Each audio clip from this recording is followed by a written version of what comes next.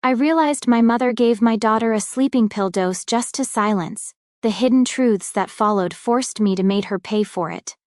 My name is Evan Harper, and I'm a 34-year-old emergency room nurse at St. Mary's General Hospital.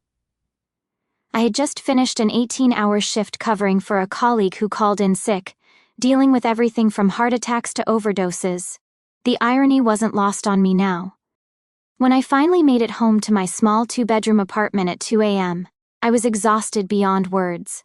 My 5-year-old daughter, Clara, was sleeping peacefully in her bed, her small frame barely making a dent in the mattress. She looked angelic with her dark hair spread across the pillow, clutching her stuffed elephant, Mr. Peanuts. I smiled despite my exhaustion and gently kissed her forehead before trudging to my own room. I should explain the living situation. After my divorce from Clara's mother Hannah 2 years ago, things had been financially tight. Hannah had moved to California with her new boyfriend, leaving Clara with me full-time. My mother Linda, 58, had moved in to help with childcare while I worked my demanding hospital shifts. My younger sister Natalie, 26, had also been staying with us for the past 6 months after losing her job and getting evicted from her apartment. The arrangement wasn't ideal. Linda had always been controlling and had never particularly bonded with Clara. She saw her granddaughter more as an inconvenience than a blessing. Natalie was worse. She had grown increasingly resentful and bitter since her life had fallen apart, and she made no secret of her annoyance at having a young child around, cramping her style. I woke up around 10 a.m. feeling slightly more human after 8 hours of sleep. The apartment was unusually quiet. Normally Clara would be up by 8 a.m. chattering away and asking for breakfast. I padded to her room in my pajamas and found her still in bed in the exact same position I'd left her in. "Clara, sweetheart, time to wake up," I said softly, sitting on the edge of her bed. She didn't stir. I tried again, a little louder this time, gently shaking her shoulder. Nothing. A cold dread began to creep up my spine. In my line of work, I'd seen enough to know when something was seriously wrong. Clara was breathing, but it was shallow and irregular. Her skin felt clammy, and when I lifted her eyelid, her pupil was dilated and sluggish to respond to light. "Mom!" I called out, my voice sharp with panic as I scooped Clara into my arms. "Natalie, get in here now!" Linda appeared in the doorway, coffee mug in hand, looking annoyed at being disturbed. Natalie shuffled in behind her, still in her bathrobe, looking hungover from whatever she'd been doing the night before. "What's all the shouting about?" Linda asked irritably. "Something's wrong with Clara. She won't wake up, and her breathing is shallow. What happened while I was asleep? Did she eat anything unusual? Fall and hit her head?" Linda's expression shifted almost imperceptibly, and I caught it. Years of reading people's faces in medical emergencies had made me sensitive to the smallest changes in expression. "She was fine when she went to bed," Linda said, but her voice lacked conviction. "That's not what I asked. What happened after I got home?" There was a long pause. Natalie was examining her fingernails with studied indifference while Linda fidgeted with her coffee mug. "She was being annoying," Linda finally said, her voice defensive. "Kept getting up around midnight, saying she had a bad dream. Wouldn't go back to sleep. So I gave her some of my sleeping pills to calm her down." The words hit me like a physical blow. "You gave her what?" "Just one of my sleeping pills. Maybe 2. Nothing serious. She needed to sleep and you needed your rest after that long shift." I stared at my mother in complete disbelief. "You gave sleeping pills to a 5-year-old? What kind? How many exactly?" "From my prescription bottle, the Zolpidem ones. I think I gave her 2, but she's a big girl for her age, so I figured it would be fine." Natalie let out a snort of cruel laughter. "She'll probably wake up eventually, and if she doesn't, then finally we'll have some peace around here." The casual cruelty of that statement made my blood run cold. I looked at my sister, really looked at her, and saw someone I didn't recognize.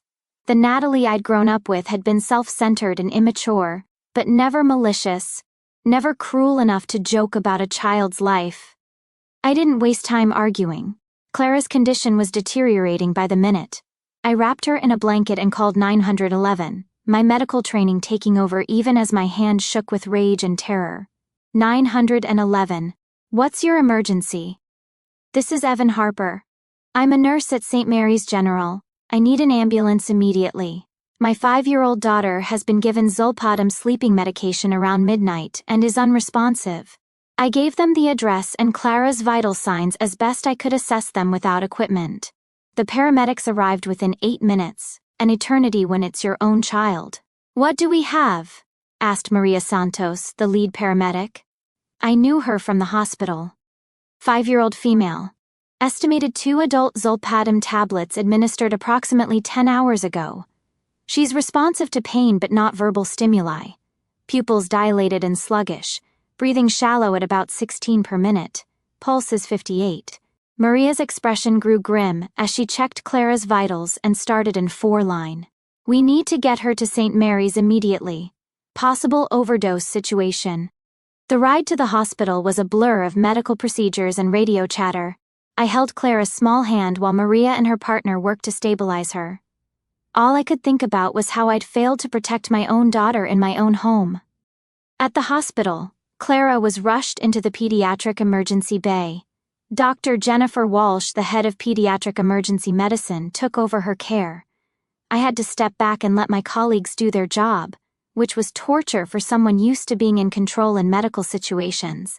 Evan, I need you to tell me exactly what happened, Dr. Walsh said during a brief lull in Clara's treatment.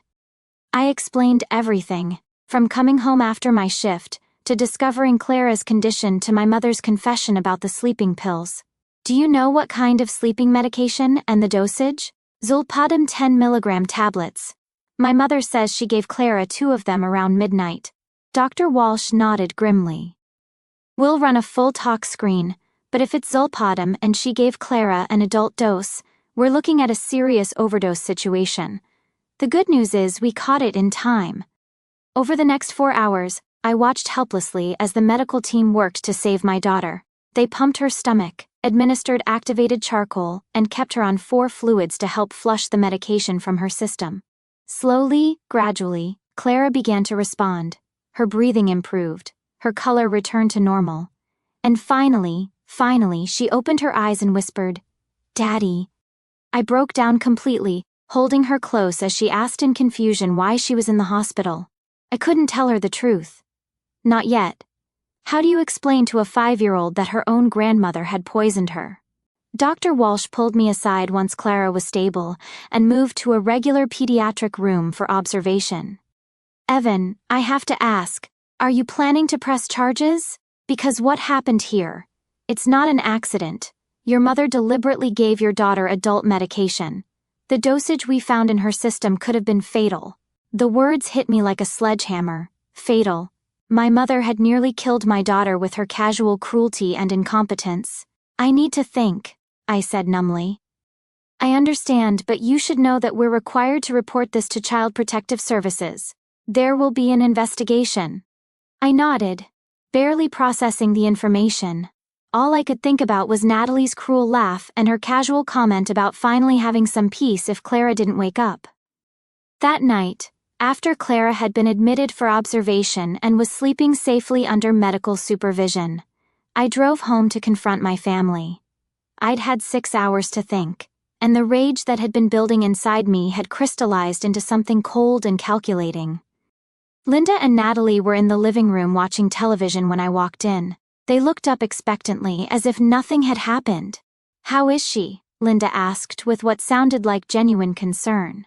She nearly died, I said quietly. The doctor said another hour or 2 without treatment and we might have lost her. Linda's face went pale. I didn't know. I just gave her what I take for sleep. I didn't think... You didn't think what? That adult medication might be dangerous for a 5-year-old? You didn't think to call me? You didn't think to read the dosage instructions? Don't lecture me, Evan, Linda snapped. I was trying to help. You were exhausted and she was being difficult. Natalie rolled her eyes. Drama queen much? She's fine, isn't she? I stared at my sister in amazement. Fine. She was in a coma for 6 hours. She could have died. But she didn't, Natalie said with a shrug. Problem solved. That's when I knew what I had to do. These people, my own family, had endangered my daughter's life and showed no remorse. Worse, they seem to see Clara as nothing more than an inconvenience to be dealt with. You're both leaving, I said calmly. Tonight. Now wait just a minute, Linda started. No, you poisoned my daughter. You nearly killed her. And you, I looked at Natalie, made it clear you wouldn't care if she died. I want you both out of my home immediately. You can't just throw us out, Natalie protested. I have nowhere to go. Should have thought of that before you expressed your desire for my daughter to die. I was joking. Were you? Because you didn't seem very concerned when I told you she was in a coma. Linda tried a different approach. Evan, be reasonable. I made a mistake, but I'm still your mother and you need help with Clara. I need help from people who won't harm her. You're not those people. They both started talking at once, making excuses and protests. But I was done listening. I gave them 2 hours to pack their things and get out. Linda kept trying to negotiate, claiming she had nowhere to go, but I was unmoved. Natalie stormed around the apartment, cursing and throwing things into garbage bags. As they prepared to leave, Linda made one last attempt to manipulate me. You'll regret this, Evan. You can't manage work and Clara by yourself. You'll come crawling back to me within a month. Maybe I will struggle, I admitted. But at least Clara will be safe. Natalie paused in her packing to deliver her parting shot. You're making a huge mistake. That kid is going to ruin your life, and when she does, don't come crying to us. My daughter already is my life, I replied. That's something you'll never understand. After they left, I sat in the quiet apartment and made some phone calls. First, I called my supervisor at the hospital to explain the situation and request a temporary reduction in hours. She was understanding and immediately approved a modified schedule that would let me work mostly day shifts. Next, I called my lawyer, Michael Rodriguez, who I'd used during my divorce. I explained the situation and asked about pressing charges against Linda. Evan, this is serious. What your mother did constitutes child endangerment at minimum, possibly attempted manslaughter depending on how the prosecutor wants to charge it. The fact that Clara nearly died makes it a felony. I want to press charges, I said without hesitation. Are you sure? Once we start this process, there's no going back. Your mother could face prison time. She nearly killed my daughter, Mike. If it had been a stranger who did this, would you hesitate to prosecute? No, of course not. Then it doesn't matter that she's my mother. The next morning, I met with Detective Hannah Morrison at the police station to file a formal complaint. I brought all of Clara's medical records and Dr. Walsh's report detailing the severity of the overdose. Detective Morrison was thorough and professional. She took my statement, reviewed the medical evidence, and explained the next steps. We'll need to interview your mother and sister. Based on the evidence you've provided, we have grounds for charges of child endangerment and reckless endangerment. Your sister's statements about not caring if the child died could potentially be charged as criminal conspiracy or aiding and abetting. What about my mother's claim that it was an accident? Giving adult medication to a child without medical consultation shows such a disregard for the child's safety that it meets the legal definition of recklessness. The fact that she didn't call for help when the child wouldn't wake up makes it worse. The investigation moved quickly. Linda had moved in with her sister Margaret, while Natalie had found a friend's couch to sleep on. Both were arrested within a week. But before the arrests, I had already begun implementing my own form of justice. I started by documenting everything, every conversation, every cruel comment, every moment of their callous indifference toward Clara. I kept detailed notes, saved voicemails, and even recorded some of our phone conversations, legal in our state with single-party consent. Linda called me repeatedly after being kicked out, initially trying guilt and manipulation. Evan, I'm your mother. I raised you. This is how you repay me? When that didn't work, she switched to anger. You're destroying this family over an accident. Clara is fine now, isn't she? I recorded every call. Her complete lack of remorse, her continued minimization of what she'd done, her attempts to make herself the victim. It all went into my growing file of evidence. Natalie was even worse. She left me a voicemail 3 days after the incident that was so callous it made my blood run cold. Evan, you're being ridiculous. Kids get sick all the time.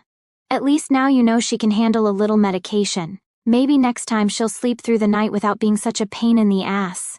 I played that voicemail for Detective Morrison during our meeting. She looked physically ill after hearing it. Mr. Harper, I've been doing this for 12 years, and I've rarely heard such callous disregard for a child's welfare from a family member.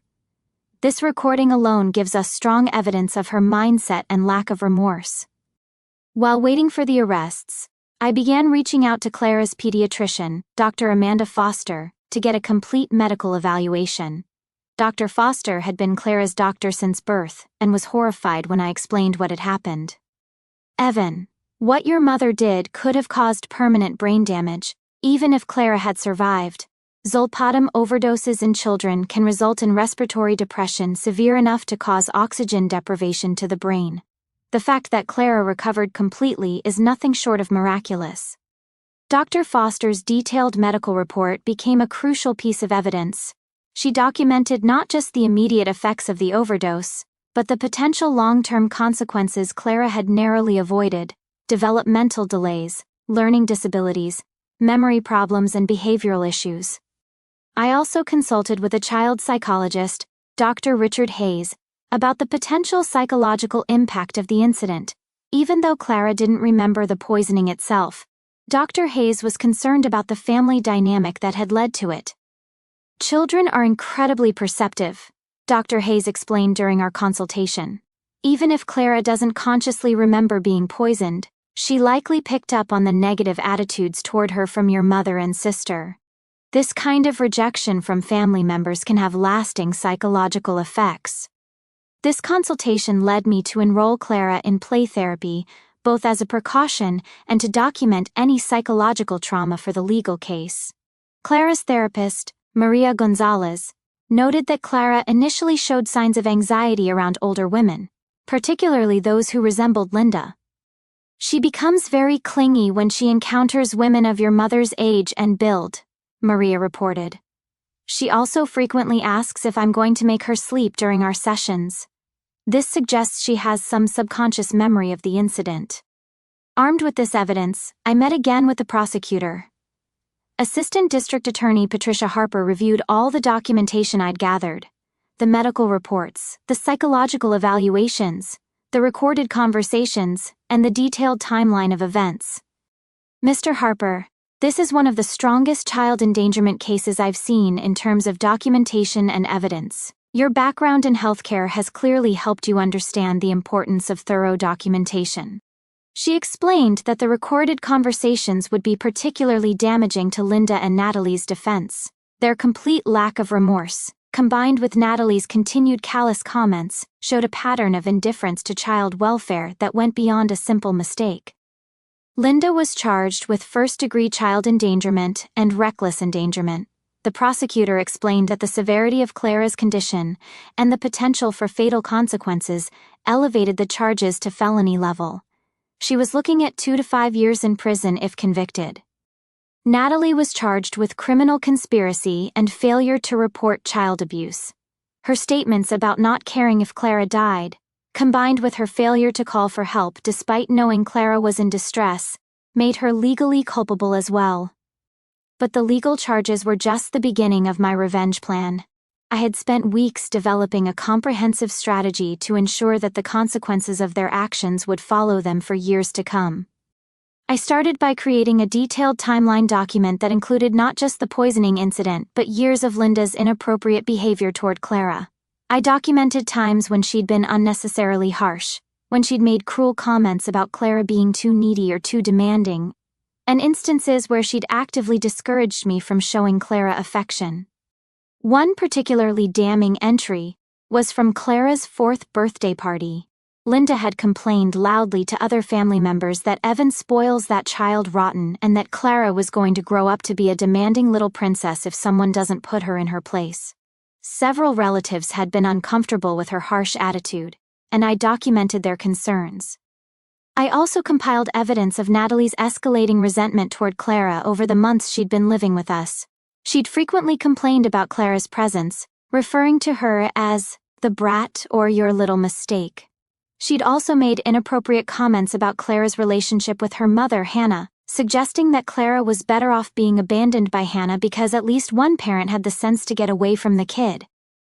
The most disturbing pattern I documented was Linda and Natalie's apparent collaboration in their negative treatment of Clara.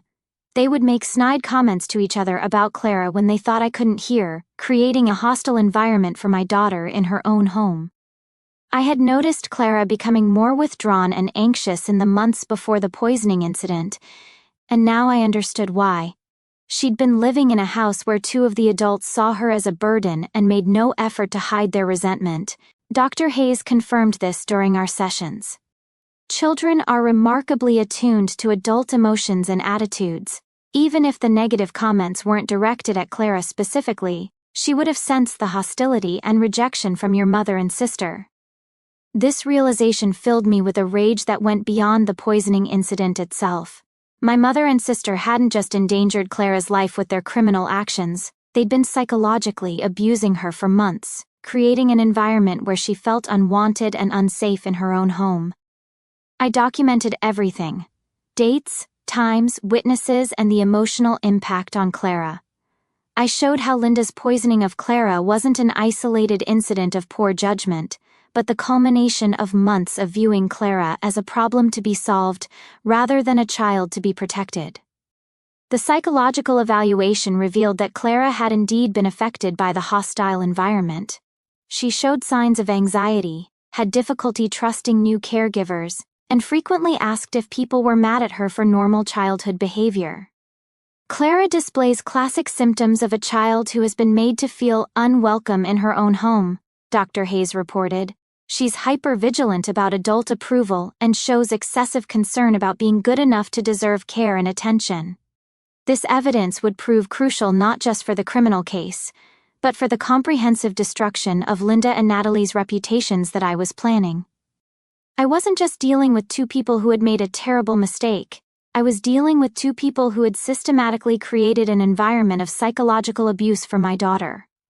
The arrests, when they finally came, were deeply satisfying to witness. The arrests themselves were perfectly timed for maximum impact. I had quietly tipped off a reporter from the local newspaper about when the arrests would likely occur, providing them with background information about the case. When the police arrived at Margaret's house to arrest Linda, a photographer was conveniently nearby to capture her being led away in handcuffs. The image of Linda, a woman who had spent years cultivating an image as a devoted grandmother and church volunteer, being arrested for poisoning her own granddaughter became front-page news. Natalie's arrest was equally public. She was taken into custody at a local restaurant where she'd been having lunch with potential employers, people I had identified through her social media posts and quietly contacted beforehand. Her arrest in front of these witnesses ensured that word would spread quickly through her limited social network. I received dozens of calls from reporters wanting interviews, which I initially declined. But after consulting with my lawyer and the prosecutor, I agreed to give one carefully planned interview to the most prominent local news station. The interview was scheduled for the evening news, prime time viewing for the entire metropolitan area. I sat in my living room with Clara playing quietly in the background, creating the perfect visual contrast between an innocent child and the gravity of what had been done to her. "Mr. Harper," the reporter Janet Williams began, "can you tell us what happened on the morning you discovered your daughter wouldn't wake up?"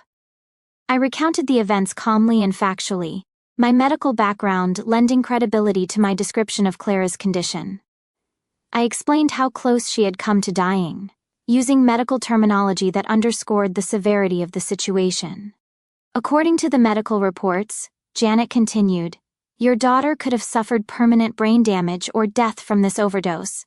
How do you feel about your mother's claim that this was simply a mistake?" This was the moment I had been waiting for.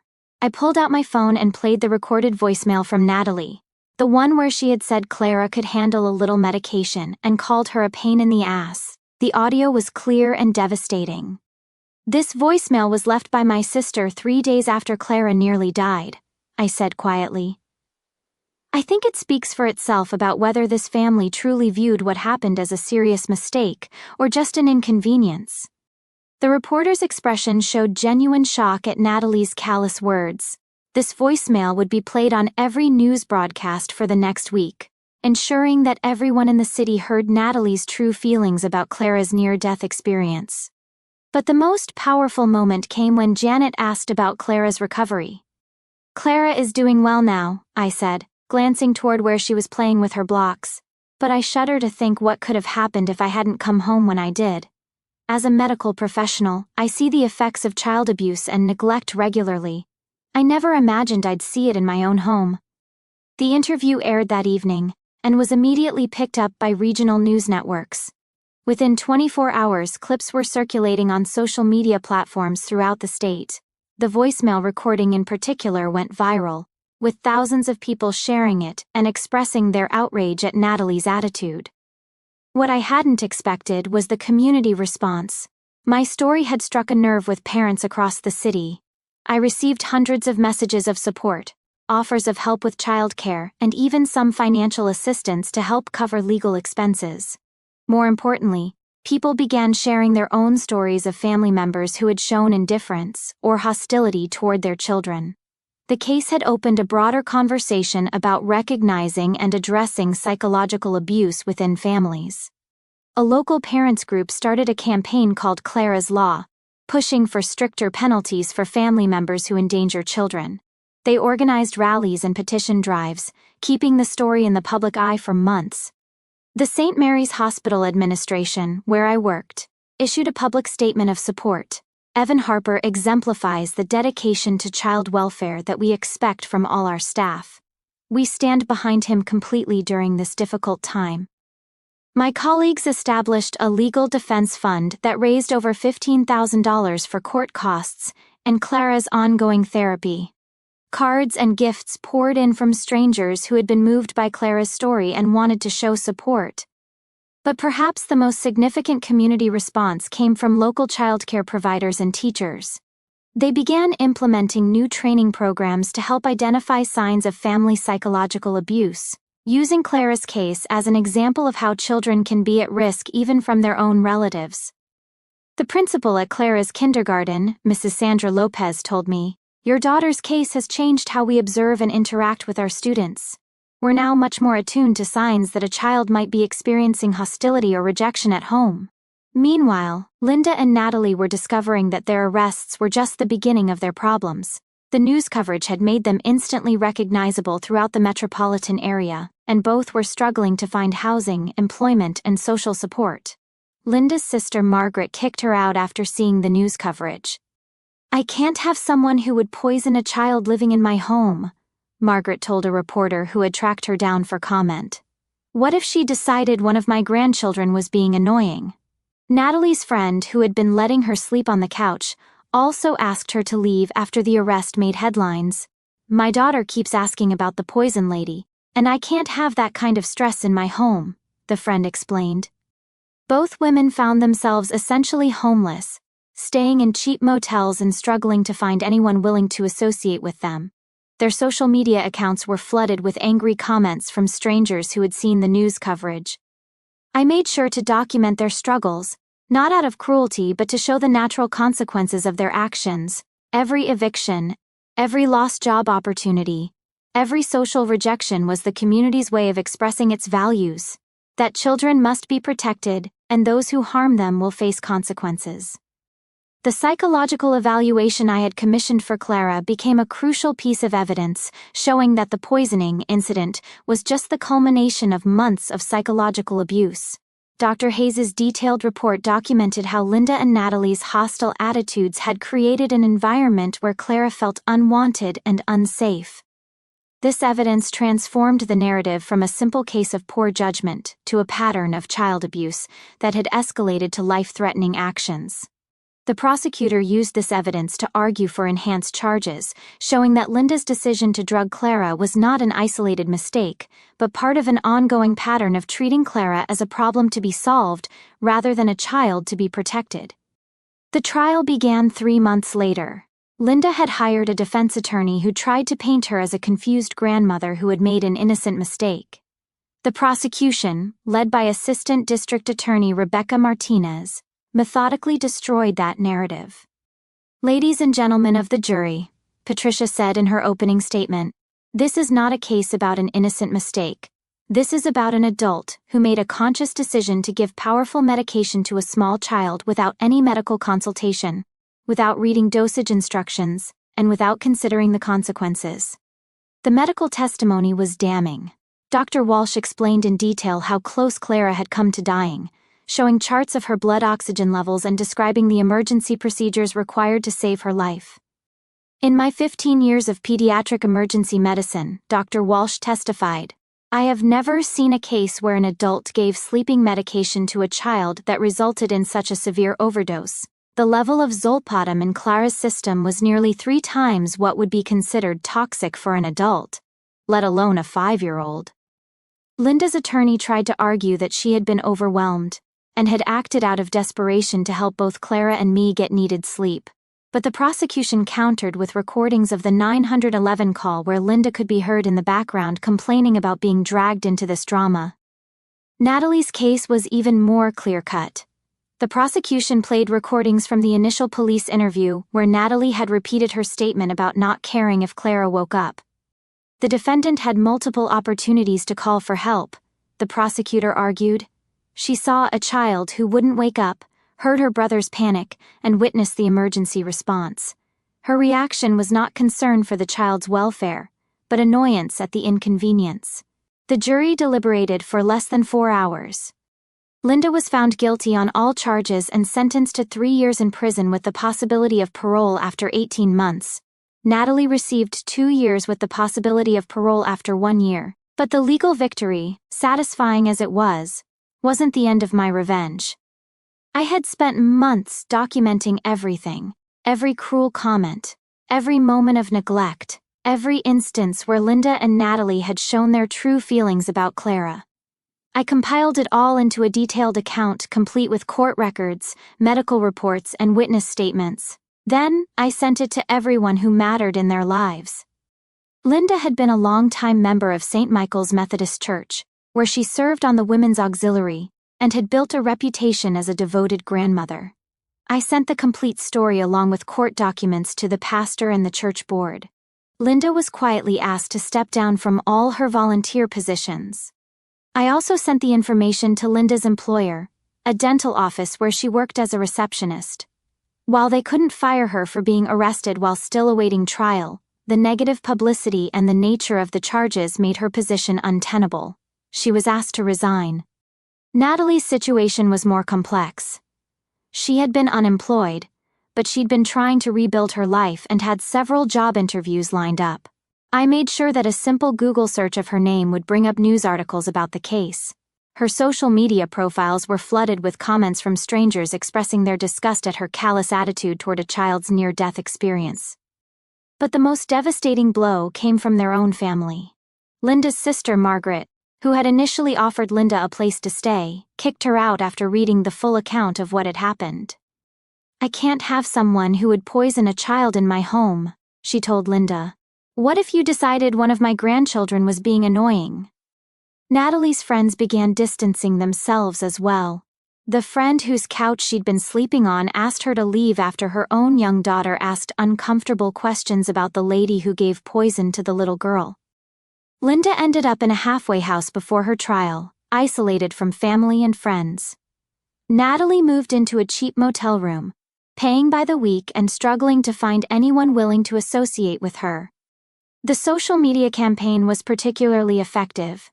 I created a detailed Facebook post explaining exactly what had happened, including photos of Clara in the hospital and copies of the medical reports with personal information redacted.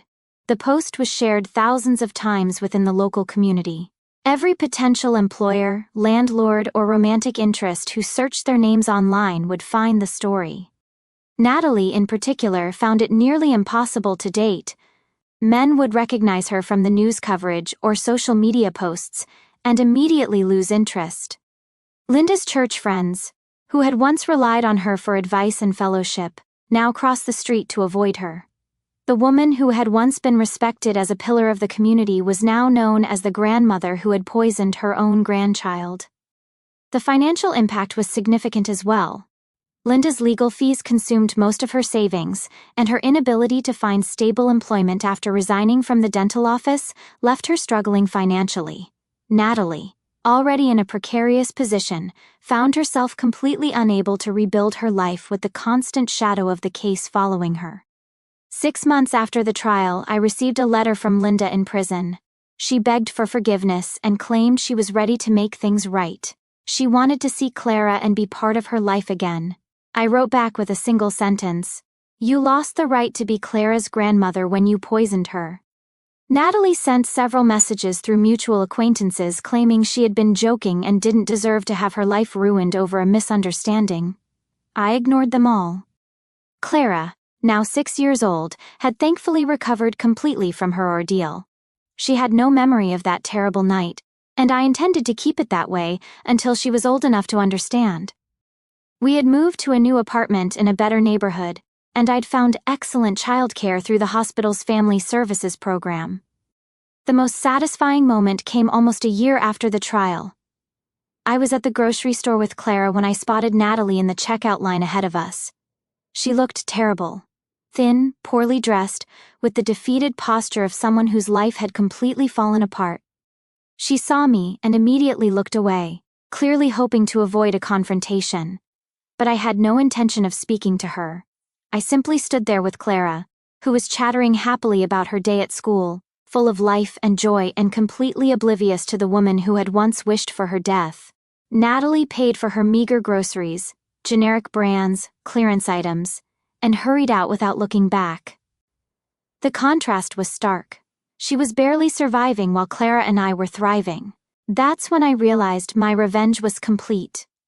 I hadn't just punished Linda and Natalie for what they'd done. I'd made sure the consequences followed them everywhere they went. Their reputations were destroyed, their relationships were ruined, and their futures were permanently damaged. More importantly, Clara was safe. She was growing up in a home where she was loved and protected, surrounded by people who valued her life above their own convenience. Linda would eventually be released from prison, but she would return to a world where everyone knew what she had done. Natalie would continue to struggle with the weight of her actions and words, finding it nearly impossible to rebuild any kind of meaningful life. The story had become local legend, a cautionary tale about the consequences of harming children and the lengths a parent will go to protect their child. Every time someone searched their names, every time they applied for a job or tried to rent an apartment, every time they attempted to form new relationships, the story would resurface. My revenge wasn't just about punishment, it was about prevention. By making their actions public and ensuring there were lasting consequences, I had protected not just Clara but potentially other children they might encounter in the future. As Clara and I walked home from the grocery store that day, she asked me why the lady in the store had looked so sad. "Some people make bad choices," I told her, "and sometimes those choices follow them for a very long time." "Will she be okay?" Clara asked with the innocent compassion that only children possess. "That's up to her," I replied. "The important thing is that we're okay and we're together." Clara nodded solemnly, then brightened as she spotted a dog across the street. The moment passed and we continued home to our safe, happy life, a life that Linda and Natalie would never again be part of. The revenge was complete, but more than that, justice had been served. Clara was alive, thriving, and protected. Linda and Natalie were living with the consequences of their actions every single day. And everyone in our community knew exactly what kind of people they were. Sometimes the best revenge isn't just getting even. It's making sure the truth is known and that there are real, lasting consequences for inexcusable actions. In destroying their reputations and future prospects, I had ensured that Clara would never again be at risk from their cruelty and indifference. The fluorescent lights in that hospital corridor had been the beginning of my nightmare, but they had also lit the path to justice. Clara was safe, and that was all that mattered.